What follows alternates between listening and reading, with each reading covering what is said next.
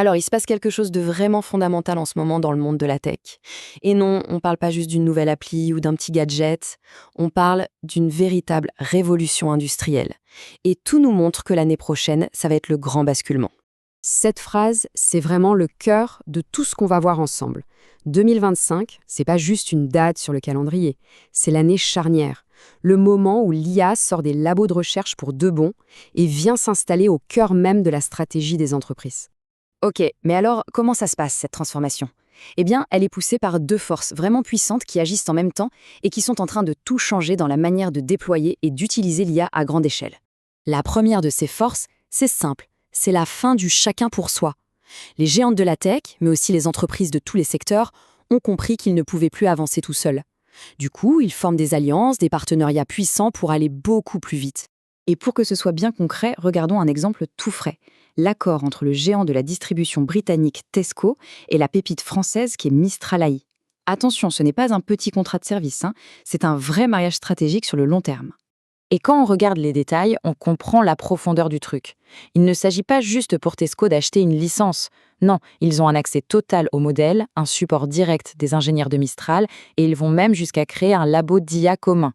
Le but est très clair, améliorer l'expérience des clients et des employés. On est en plein dans le cœur du réacteur. Et ce cas n'est pas isolé, loin de là. C'est une vraie tendance de fond. OpenAI qui s'allie à Google Cloud pour l'infra, Meta qui investit des fortunes dans Scale AI, on voit ça partout. Des collaborations se nouent et redessinent complètement le paysage. Et pourquoi maintenant?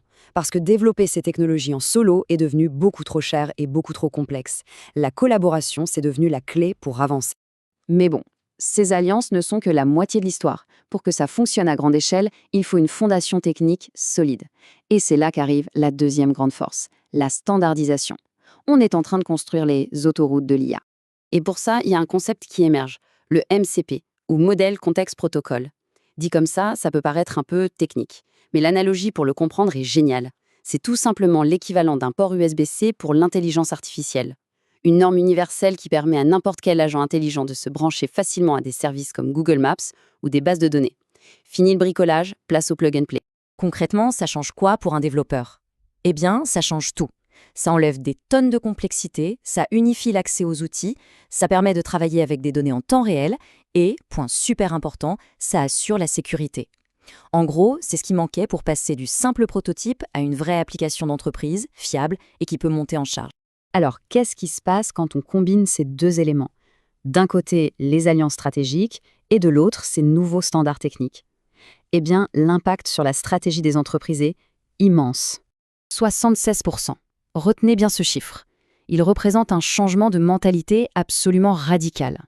Ce chiffre, il représente la proportion d'entreprises qui, dès 2025, décident d'arrêter les expérimentations sans fin pour se concentrer sur des solutions d'IA clés en main. Fini les preuves de concept qui restent sur une étagère. Maintenant, on veut de la valeur, tout de suite et mesurable. On assiste vraiment au passage d'une ère à l'autre. Avant, le focus était sur la recherche et développement. Maintenant, c'est sur la valeur immédiate. On passe des développements sur mesure qui coûtent une fortune à des solutions prêtes à l'emploi.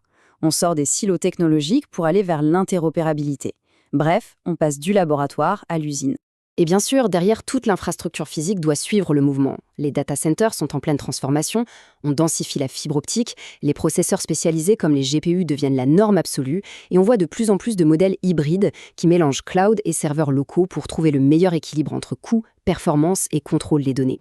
Voilà, on arrive au point crucial. Le truc à retenir, c'est ça. La combinaison de ces deux tendances, les partenariats et la standardisation, est en train de faire de l'IA ce que l'électricité est devenue au XXe siècle, une commodité, un service fiable, disponible partout et prêt à être utilisé à très très grande échelle. Et ça nous amène à la question finale. Si l'IA devient aussi banale et accessible que l'électricité qu'on a dans nos prises, la vraie question n'est plus de savoir qui produit le courant. La question c'est qui va inventer le prochain réfrigérateur, la prochaine ampoule, le prochain appareil qui va complètement changer nos vies. La révolution ne fait que commencer.